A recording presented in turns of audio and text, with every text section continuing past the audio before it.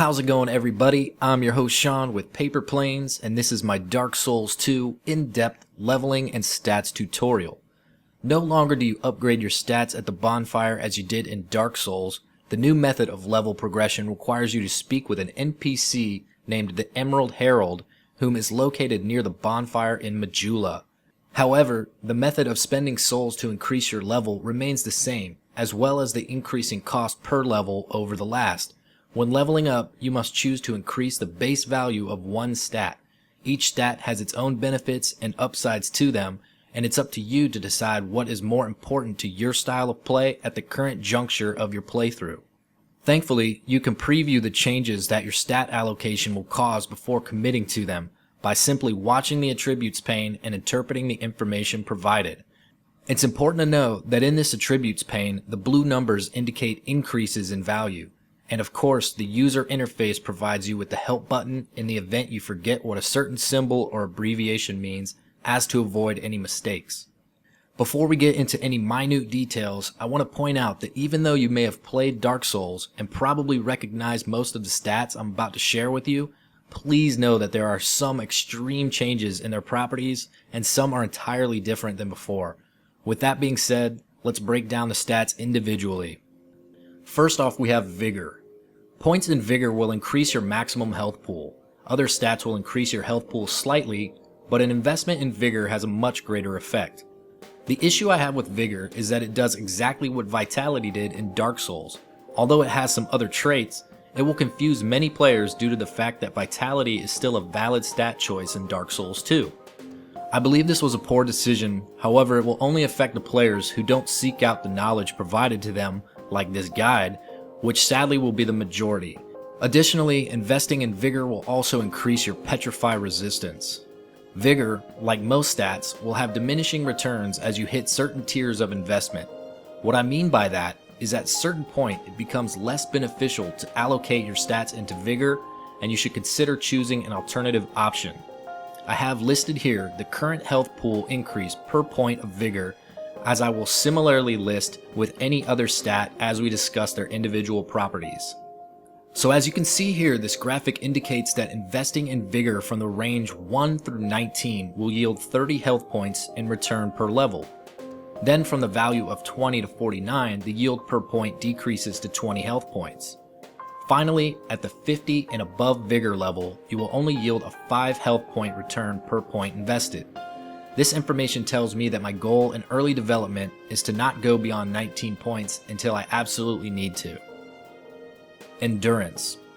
Points in Endurance will increase your stamina. Stamina is represented on your HUD, which is short for Heads Up Display, and is identified by the green bar gauge under your red health pool gauge. Stamina allows you to attack more frequently, block more attacks without having to break your guard, make more evasive maneuvers such as rolling or backstepping, and of course run for longer durations. Improving your endurance will also increase your physical defense, which in turn allows you to take more physical damage without dying. Depending on what kind of armor you are wearing and style of play you enjoy, this secondary effect can play a big role or a minimal one. Endurance also has somewhat of a mutually beneficial relationship with the new stat, Adaptability. Raising both stats at the same rate will result in an increase to your poise rating. It's somewhat difficult to explain, but in order for you to benefit from a poise increase between these two stats, you must invest in whichever of the two is of lower value. For example, if the Adaptability stat value is 15 and the Endurance stat value is 10, for the next 5 points you invest in Endurance, you will increase your poise each time. However, if the same was true and you invested another point in Adaptability while the Endurance stat was still at the value of 10, you would not benefit from an increase in poise. This graphic here tells you that investing in Endurance from the range 1 through 19 will yield 2 stamina per point. Also, it indicates that from 20 and above, the yield is only 1 stamina per point. We can conclude from this that our priority goal for Endurance is 19, and once reached, we should focus on the other needs if there are any. Vitality. Points in Vitality increase your equip load rating. This was actually a benefit of Endurance from Dark Souls, and one of the many instances where there are drastic changes seemingly meant to confuse anyone trying to depend on their knowledge from the previous installment of the series. Equip load affects your ability to carry more gear, but also has certain percentages that must be minded in order to not slow your character's movement speed and evasive maneuverability too much. Investing in Vitality will also improve your physical defense and poison resistance rating. Vitality needs to be considered as somewhat of a secondary health pool. The reason being is that the higher your Vitality rating, the heavier the armor you will be able to equip. Assuming you upgrade the armor, the benefits of being able to survive multiple hits as well as maintain poise will be of great value. This is why I strongly recommend to find your own personal blend of stat allotment and avoid seeking the classic best build forum threads. The graphic indicates that investing in Vitality from the range 1 through 29 will yield 1.5 additional equipment load per point. The return decreases to 1.0 per point from the range of 30 to 49. Then again, another decrease in return to 0.5 equip load gained from the range 50 through 69. From the range 70 through 98, it actually takes 2 points invested in Vitality to yield a 0.5 return in equip load. And then finally, for the 99th point in Vitality, you are rewarded with another 0.5 return for equip load. Needless to say, the ideal goal at first is to stop at 29 Vitality and evaluate your needs further. Attunement. Points in Attunement determine how many spell slots will be available to you. The spell slots are needed to attune pyromancies, sorceries, miracles, and the all-new hexes. So needless to say, if you want to be a caster, you're going to have to invest in this stat. Don't forget though, you can also obtain spell slots by equipping special items. A new effect to the Attunement stat is also to increase your casting speed. Attunement has the largest effect of cast speed among other stats, however increasing faith or intelligence will net you a smaller benefit of casting speed, possibly close to half of what Attunement will do. Attunement will also increase your curse resistance rating, not to mention for some reason it also has an effect on how fast you can use items or perform certain actions. Last but certainly not least, as you invest in Attunement, you will notice that you can cast more of certain spells. This is a great addition to Attunement, and this stat is much improved in this game. The graph here indicates that points from 1 through 9 invested in Attunement will not yield any spell slots. You will gain your first spell slot at 10, then another at 13, then 16, 20, 25, 30, 40, 50, 60, and finally your 10th spell slot at 75 points invested in Attunement. Remember though, you can gain even more slots from certain items being equipped. Strength. Points in Strength increase your melee damage output. How much that is depends upon the weapon itself and the modifiers assigned to it. All weapons require some level of strength to wield them, but of course others scale significantly with the strength-based damage modifier. Strength also boosts your physical defense, which of course if you're a melee fighter is something you'd enjoy anyway. Another thing to note is your effective strength for wielding weapons doubles when holding them with 2 hands. For instance, if a hammer required 20 strength to wield and you only had 10, you could hold the weapon with 2 hands and still use it effectively. The graphic shown reveals the strength bonus received for each point invested in strength. 1 point yields 50 attack power. 10 points yields 57 attack power.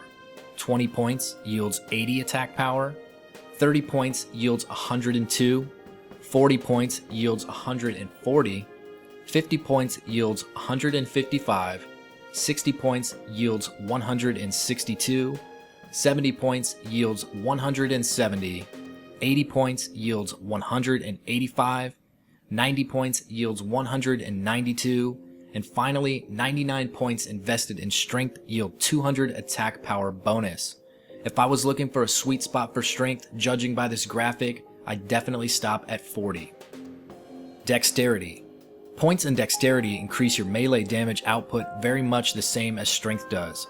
Again, just as with Strength, weapons require a certain amount of Dexterity to wield. However, Dexterity does not share the same benefit of equipping the item with 2 hands to help meet a stat requirement. Increasing Dexterity also raises your physical defense, and of course this is a benefit to any melee style fighter. Improved Dexterity will also increase the damage effect from the bleed and poison ailments against your enemies. The Dexterity-based attack power gains share the exact same scale as the Strength-based gains in the previous section. Instead of just reading them out loud for you again, I will say that for certain the sweet spot is 40 points invested in Dexterity. Adaptability. Adaptability is an entirely new stat to Dark Souls, and it is quite complex. How effective this stat is depends entirely on what other stats you've invested in and what type of equipment you use. The closest stat I could compare it to from the original Dark Souls would be Resistance, and oddly enough, that stat is no longer available. Each point invested in Adaptability raises all of your status resistances. Those resistances consist of Poison, Bleed, Petrify, and Curse. However, the main effect for investing in Adaptability is to improve your Agility, which is listed as AGL just above the Poise rating.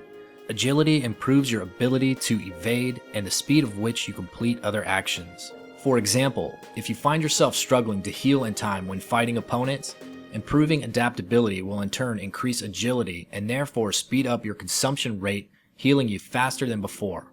I already stated the mutual effect it shares with Endurance as far as increasing Poise is concerned, so refer back to that point of the video if you forgot.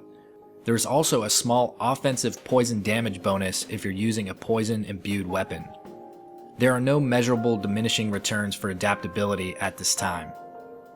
Intelligence.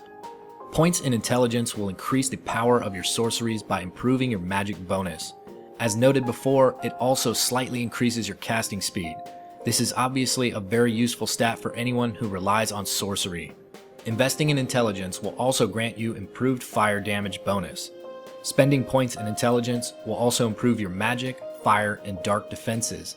Also, there is a mutual effect shared between Intelligence and Faith that boosts the dark bonus.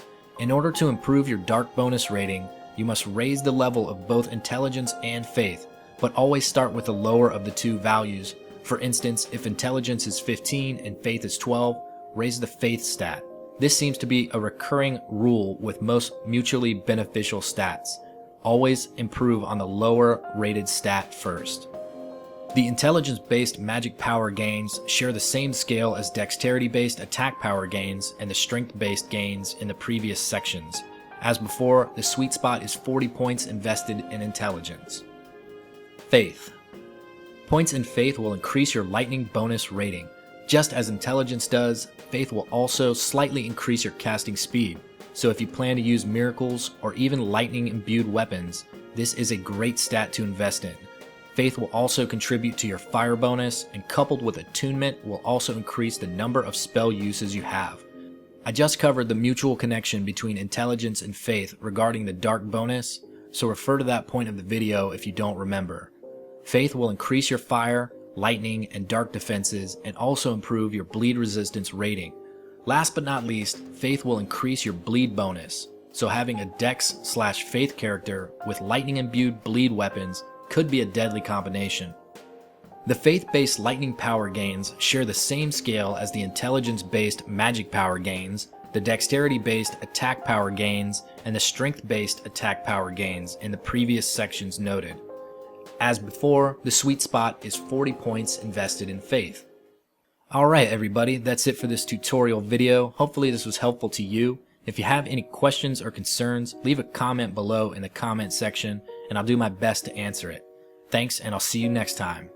Thanks for checking out my video. If you enjoyed it, click the like button, share it with your friends, and subscribe to my channel and social media accounts to keep current with Paper Planes updates. Thanks again, and I'll see you next time.